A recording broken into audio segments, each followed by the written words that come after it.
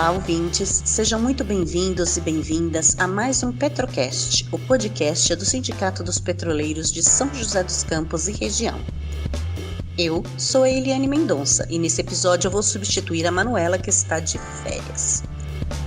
No podcast de hoje, vamos tentar entender um pouco mais sobre o projeto aprovado pelo plenário da Câmara dos Deputados na semana passada, que instituiu uma nova metodologia para a cobrança de ICMS pelos estados e o Distrito Federal sobre os combustíveis. O argumento principal da medida é que o congelamento do ICMS pode minimizar os frequentes aumentos de preço dos combustíveis. Mas será mesmo que é o imposto o grande vilão do aumento de preços? Para explicar melhor esse assunto, para a gente, recebemos hoje, mais uma vez, o economista Eric Gil Dantas, do IBEPS e do Observatório Social da Petrobras. Olá, Eric. Seja muito bem-vindo de novo ao Petrocast. Olá, Liane. Olá aos nossos ouvintes. É sempre um prazer estar de volta aqui. Bom, Eric, para a gente começar, né, para entrar nesse assunto, eu queria que você explicasse para a gente, para os ouvintes, qual foi exatamente essa mudança na tributação dos combustíveis que foi aprovada pela Câmara e o que isso muda na prática? Bem, a mudança, na verdade, é em relação a quanto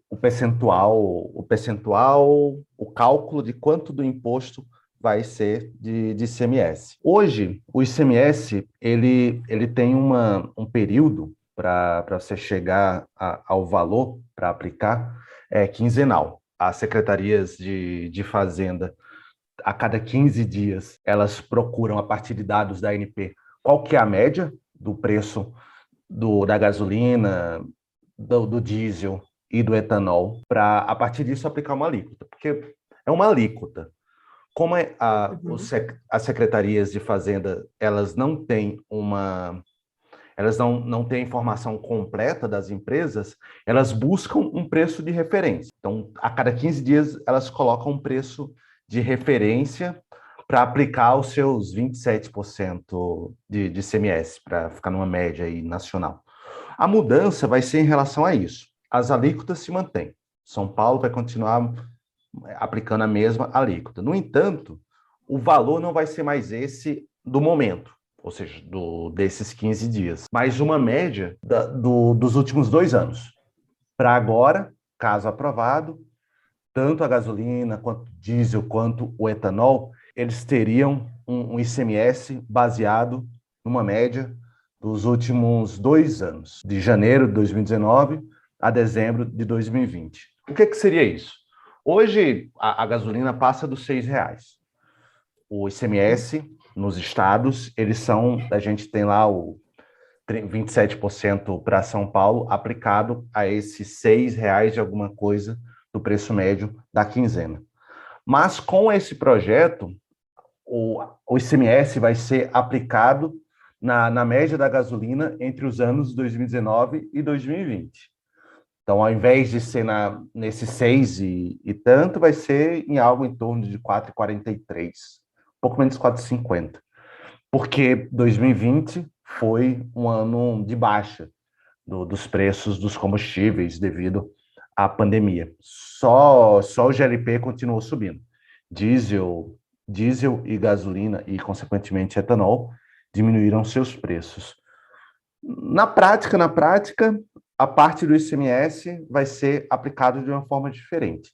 Continua com as alíquotas, mas ela é aplicada a um preço anterior. O que vai acarretar em alguma diminuição do preço agora, que acho que vai ser pouco mais de 40 centavos de aumento. No entanto, você joga para frente o problema. Porque, lembrando, são é uma média dos 2 últimos anos. Logo, no ano que vem, a gente vai começar a abarcar o ano 2021, que é um ano de preço alto. A gente tem uma tendência de alta. A exceção do ano 2020, por conta da pandemia, que aí derrubou os preços dos combustíveis, a gente está com uma tendência de alta desde a implementação do PPI, agravado agora com uma desvalorização completa do real diante do dólar, que começou que teve um papel fundamental desde o início do governo Bolsonaro.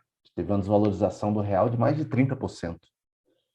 Logo, o que esse projeto ele muda é isso. O momento, qual é a referência, o preço de referência do ICMS para os preços da gasolina, do diesel S10 e do etanol. Assim, a pergunta que não quer calar é, então isso vai fazer cair o preço dos combustíveis na bomba para o consumidor final num primeiro momento? É isso?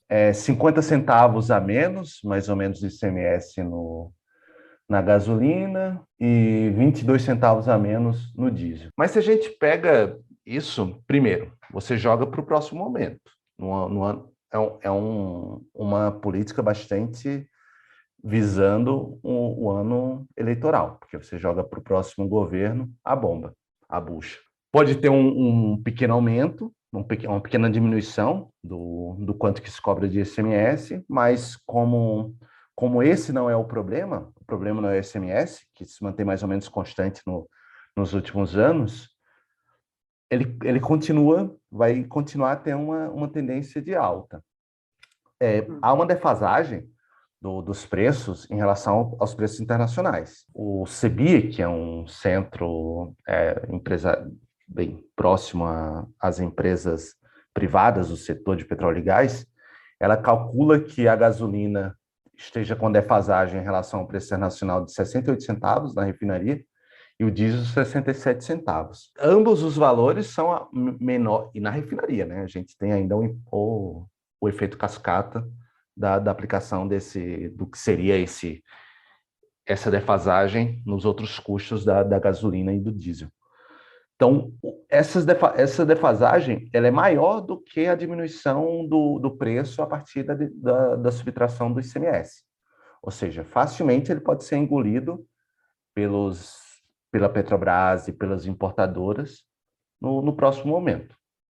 Então, até pode ter uma diminuição, mas há uma tendência de continuar subindo, pois existe ainda uma defasagem em relação ao preço internacional, e o dólar e o preço do barril de petróleo continua ainda a ter alguma subida, ou no mínimo a estabilização em patamares altos.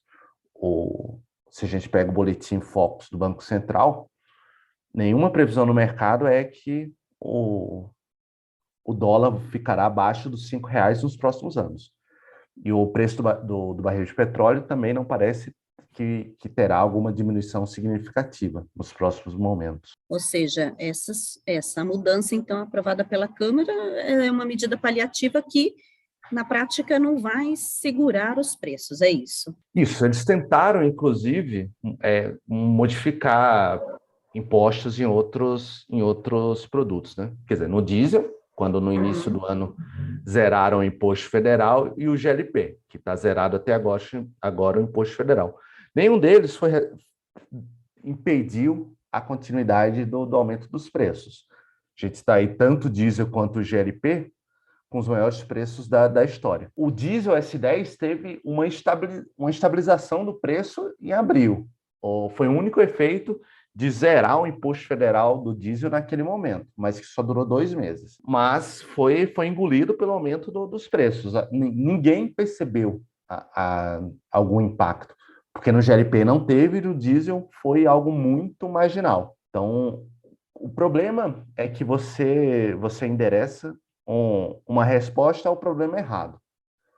Então, os preços continuarão subindo, e se não continuarão subindo, estacionarão em patamares muito elevados, o que é o mesmo problema. Se a carne fica R$ 50 o quilo e ela para de subir, não deixa de ser o problema, porque está estacionado em um preço muito mais elevado do que a renda dos brasileiros pode pagar. E os combustíveis pode acontecer a mesma coisa. A gente pode parar a inflação, porque a inflação é uma relação de preços de um momento em relação ao período anterior. Mas se a gente estaciona em preços elevados, também segue o mesmo problema. Há um GLP, um gás de cozinha a R$ 130, as famílias continuarão não conseguindo consumir. Há um preço de diesel a R$ 5, caminhoneiros continuarão tendo prejuízo. A gasolina a R$ 7, trabalhadores de aplicativos, entregadores, as pessoas em geral continuarão não conseguindo comprar como antes a gasolina.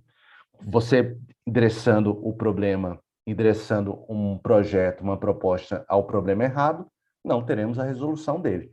E, além disso, ainda com outros, gerando outros problemas, como os problemas fiscais para o governo, para os governos estaduais e municipais. Então, o que dá para a gente concluir é que a Câmara ela adotou essa medida, ela aprovou esse projeto, mas para alinhar o discurso com o governo Bolsonaro, que é quem vem defendendo, né, que os tributos são os responsáveis pelo aumento dos combustíveis, e isso definitivamente não é verdade. Exatamente. Na verdade, o Arthur Lira ele conseguiu ser um pouco mais inteligente do que o Bolsonaro e colocar um projeto, apoiar um projeto que dizia que o problema era o ICMS, mas sem atacar os governadores.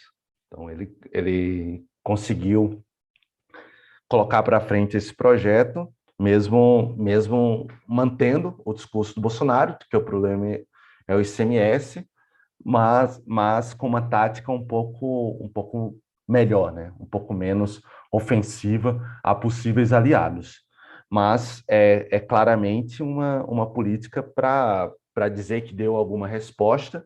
Além disso, ela preserva a política de preços da Petrobras, que eu acho que é uma das coisas mais graves aí. Quando você faz a diminuição do ICMS, colocando isso como um problema, você faz com que o PPI, a política de preço da Petrobras, o preço de paridade de importação seja preservado, porque você dá mais margem para ele. Se você diminui, você acaba transferindo tributos para lucro da Petrobras e, consequentemente, pagamento de dividendos. Você consegue preservar a margem do PPI e você dá uma folga, né? Inclusive podendo ser engolido pela defasagem, pelo reajuste a partir da defasagem dos preços internacionais. Se há uma defasagem, a Petrobras e os importadores poderão aproveitar essa diminuição dos impostos para conseguir atualizar os preços como eles gostariam. Não tem, a gente pode concluir que não tem nenhuma outra saída para resolver a alta de preços que não seja a luta e o combate contra o combate ao PPI, como a gente já falou outras vezes, né, Eric? Exatamente. Todo o restante são discursos, são propostas que não atacam um verdadeiro problema, né? Porque primeiro é possível, né, a gente ter outra política de preços que não o PPI. A gente produz 80% dos nossos derivados de petróleo, segundo a empresa de pesquisa energética que a gente consome. Nós temos um parque de refino com subutilização. Nos últimos tempos, a gente variou aí de uns 75% a 80% da utilização da capacidade instalada das refinarias. Agora deu um pequeno aumento, mas ainda com uma subutilização considerável, ou seja, a gente pode produzir mais produtos derivados de petróleo. A gente está com patamares recordes de produção de petróleo e de gás.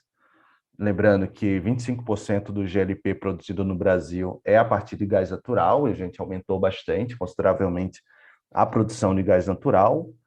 E mesmo considerando que a gente ainda tem um percentual que a gente tem que importar, temos que falar sobre a construção de novas refinarias, de aumento da capacidade instalada, por exemplo, a construção do terminar a RNEST em Abreu e Lima, e não vender as refinarias.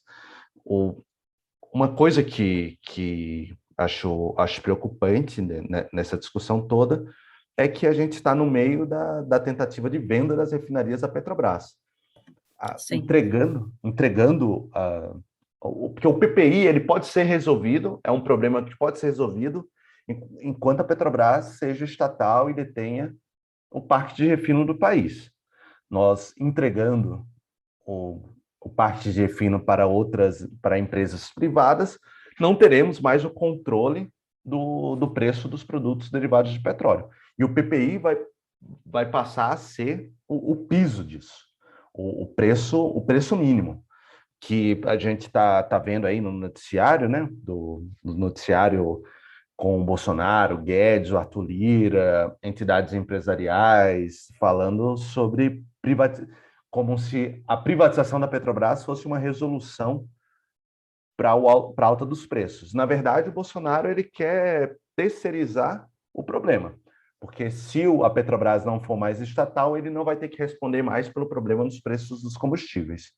Mas a população não vai conseguir mais pagar outro preço que não o preço do PPI. Só o combate à privatização e por uma Petrobras para os brasileiros é que a gente vai conseguir, né, equalizar essa questão tanto da alta dos combustíveis, né, da soberania do país. Bom, Eric, mais uma vez, eu acho que ficou muito claro, mais uma vez, muito obrigada aqui por sua participação no Petrocast, sua disposição, né, de sempre estar aceitando o nosso convite aí para esclarecer nossas dúvidas. Muito obrigada. Eu que agradeço, Liane. Eu acho que a gente está em um momento muito importante para a luta pela Petrobras para os brasileiros, contra a privatização da Petrobras, contra a política de preços contra o PPI, porque a Petrobras está recuada, porque as pessoas não estão achando nada razoável pagar esses preços, os maiores preços do século, em GLP, em diesel, gasolina quase também o maior preço do século. É uma política que as pessoas estão sentindo na pele o que é um mercado totalmente privado, porque apesar da Petrobras não ter sido privatizada, ela está se comportando como uma empresa meramente privada, seguindo a orientação estrita do mercado, e a gente está conseguindo mostrar para a população quais são os danos disso. Então, o Observatório Social da Petrobras, a FNP e seus sindicatos. Então, acho que é um momento importante para a gente fazer a luta contra o PPI, contra as privatizações da Petrobras e mostrar que uma outra política, uma outra Petrobras, ela não é só possível, mas necessária para a gente dar a nossa cota de sacrifício, aí sim, pela melhora da economia do país e pela melhora das condições materiais de vida das pessoas, em um momento tão difícil como esse. Então, obrigado e estou sempre à disposição para voltar aqui e a gente falar sobre Petrobras. E o Petrocast de hoje fica por aqui.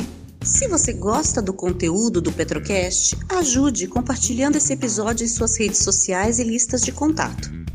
E se você ainda não nos segue, dê um seguir na sua plataforma de áudio para receber uma notificação sempre que tiver um episódio novo no ar. Eu sou a Eliane Mendonça e a edição é do Pedro Henrique Curcio. Até mais!